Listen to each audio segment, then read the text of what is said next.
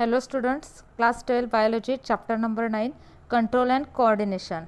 हा या टॉपिकचा लास्ट पार्ट आहे, पार्ट 10 एंडोक्राइन सिस्टीम. आज आपल्याला बघायचं आहे पहिल्यांदा pancreas. Pancreas are develop from endoderm. जे काही थ्री जर्म लेयर्स असतात की आउटर आहे तो एक्टोडर्म आहे, त्यानंतर मिसोडर्म आहे आणि एंडोडर्म आहे. त्यामधल्या एंडोडर्मपासून पॅनक्रियाज बनतात. Pancreas exocrine as well as endocrine in nature. आता एक्झोक्राइन आणि एंडोक्राइन म्हणजे काय, तर एक्झोक्राइन म्हणजे काय, the gland secrete its secretion outside the cell or in target cell. Okay. आणि एंडोक्राइन हे फंक्शन कसं असणार आहे, it secretes is secretion directly into blood. Then first we have to see the endocrine function of pancreas. आता endocrine ते कसं work करतं, तर फर्स्ट आहे बघा इजलेट ऑफ लँगरहॅन्स. आता हे जे काही सेल आहेत त्याचे टाईप्स आहेत. फर्स्ट असणार आहे alpha cells. Alpha cell around 20% असतात and they secrete the glucagon. Glucagon हे जे काही सिक्रेट करतं तर ह्याचं फंक्शन असणार आहे to stimulate the glycogenolysis to increase blood glucose level. Glycogenolysis means conversion of glycogen into glucose. तर ह्या प्रोसेसला म्हटलं जातं glycogenolysis. So alpha cells secrete glucagon आणि which stimulates the glycogenolysis pathway process to increase the blood sugar level, blood glucose level. Then second beta cells about 70% असतात त्या and they secrete the insulin. These cells stimulate liver and muscles for glycogenesis. आता इथं काय असेल तर insulin काय करेल, तर ग्लायकोजनपासून ग्लुकोज तयार करेल. इथं वरती आपण बघितलं काय, तर वरती काय बघितलं आपण, ग्लायकोजनपासून ग्लुकोज तयार केलं जातं. इथं ग्लायकोजेनेसिस तर ग्लुकोजपासून ग्लायकोजन तयार केलं जातं. ही प्रोसेस असणार आहे ग्लायकोजेनेसिस. ही प्रोसेस असणार आहे ग्लायकोजिनोलायसिस मीन्स ग्लायकोजनपासून ग्लुकोज तयार करणं, इथं ग्लुकोजपासून ग्लायकोजन करणं, म्हणजे दोन्ही एकमेकाला काय तर अल्टरनेट प्रोसेस असणार आहेत. Then third one is delta cells that is 55% secrete somatostatin which inhibit the secretion of glucagon and insulin. हे ग्लुकॅगॉन आणि इन्सुलिन यांचं सिक्रेशन इनहिबिट करायचं काम करतं somatostatin. It decrease the gastric secretion, motility and absorption in digestive tract. म्हणजे ते gastric secretion decrease करतात plus motility, digestive tract जो आहे त्याची मोटिलिटी आणि ॲब्सॉर्प्शनसुद्धा डिक्रीज करतात. Then fourth one PP cell or F cells म्हणजे 5% असतात त्यासुद्धा. This cells secrete the pancreatic polypeptide and this inhibits the release of pancreatic juice. Pancreatic juice ला रिलीज जे होतात त्याला ते इनहिबिट करण्याचं काम करतात PP cells. Plus this cells secrete the pancreatic polypeptide. Now disorders related to pancreas. First is diabetes mellitus also known as hyperglycemia. Most common increase in blood glucose level due to activity of beta cells. कारण beta सेल्सच्या ॲक्टिव्हिटीमुळं काय होतं तर blood glucose level increase होते and there is reduce in secretion of insulin. Okay. आता हा most common आहे, यामध्ये ब्लड ग्लुकोज लेवल इन्क्रीज होते कशामुळं तर बीटा सेल्समुळं and reduce the secretion of insulin. In children condition known as insulin dependent diabetes mellitus. चिल्ड्रन्समध्ये ही जी कंडिशन आहे त्याला असं म्हटलं जातं की insulin dependent diabetes mellitus that is type 1 IDDM. IDDM means insulin dependent diabetes mellitus. Other form there is non insulin dependent diabetes mellitus that is type 2. फक्त असणार आहे NIDDM that is non insulin dependent diabetes mellitus. Failure of insulin to facilitate movement of glucose into cells. Failure of insulin जर failure झालं की त्याचं जे काय secretion आहे इन्सुलिनचं कमी झालं तर to facilitate the movement of glucose into cells. So reduce sensitivity to insulin called as insulin resistance. Sensitivity इन्सुलिनला असणारी सेन्सिटिव्हिटी जर रिड्यूस झाली, कमी झाली, तर त्याला इन्सुलिन रेजिस्टन्स असं म्हटलं जातं. In both disorders blood glucose level increases and some of glucose is excreted through urine.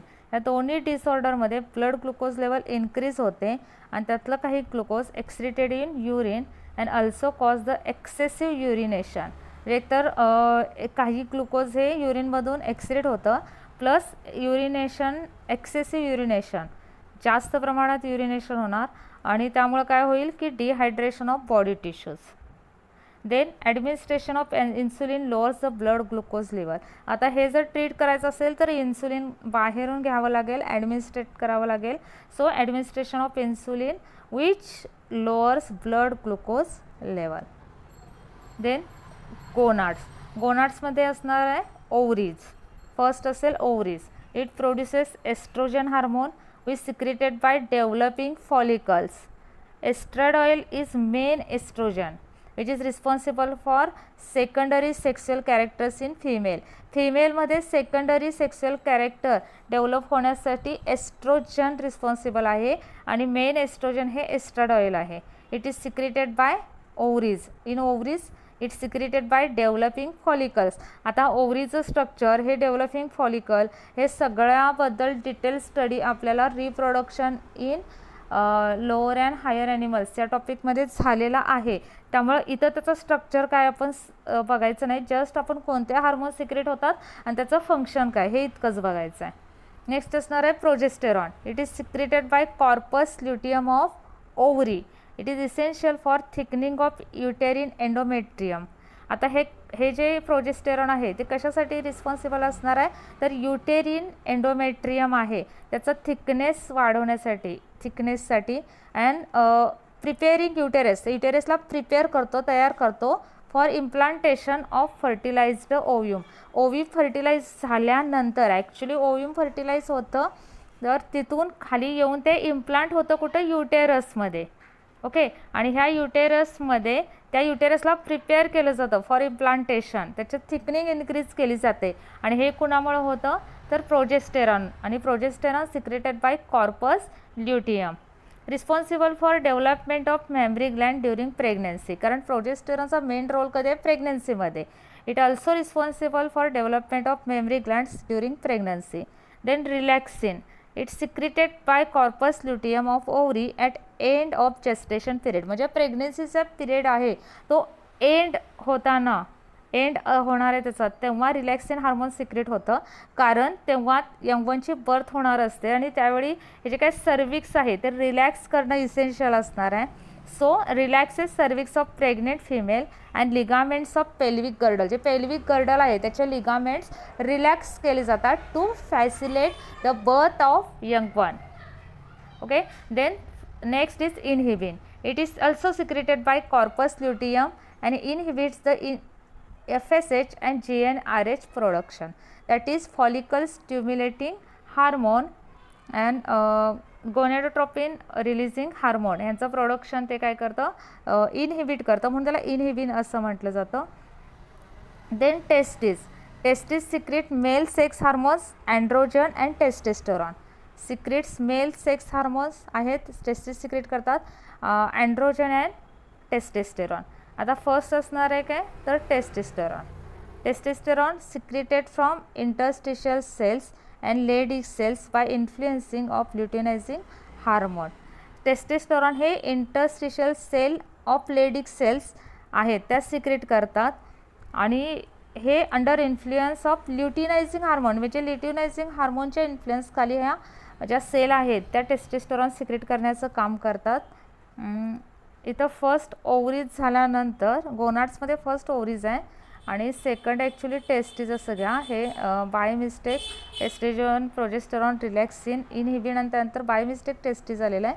तर इथं फक्त करेक्शन आहे की 2 नंबर टाकून तिथं टेस्टिस घ्या. आणि त्यानंतर आपण म्हणतो होतो की testosterone secreted by interstitial cells of Leydig cells by influence of luteinising hormone. Rise in testosterone in blood inhibits the LH, that is luteinizing hormone responsible for appearance of secondary sexual characters in males. Okay, मेल्समध्ये secondary sexual characters आहेत कारण male sex hormone आहे हा, आणि ते त्यांच्यामध्ये secondary sexual कॅरेक्टरच्या अपिअरन्ससाठी डेव्हलपमेंटसाठी हे टेस्टोस्टेरॉन रिस्पॉन्सिबल असतं.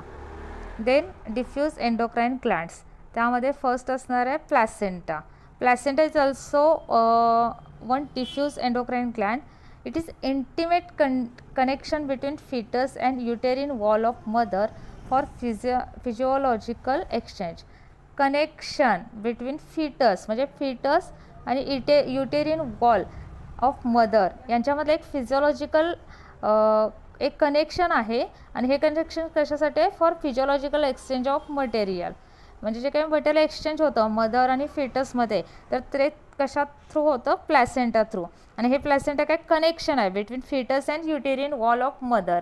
It is temporary endocrine gland. हे मोस्ट इम्पॉर्टंट आहे, लक्षात घ्या की हे टेम्पररी एंडोक्राइन ग्लँड असते.